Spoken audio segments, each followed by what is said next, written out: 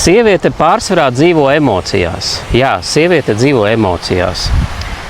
Vīrietim ir nepieciešams virziens, mērķis, kaut kas, par ko viņš iedegās, par kaut ko, par ko viņš iestājās. Tad, kad vīrietim nav mērķis, viņš sāk dzīvot sievietes reakcijās no sērijas, kā viņa to uztvers, kā viņa jutīsies, kāda būs viņas reakcija.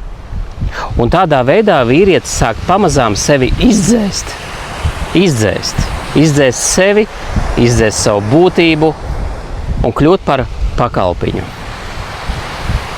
Bet vīrieša patiesā būtība ir tāda, kad viņš iet savu misiju, iet savu mērķi, viņš attīsta savu spēku.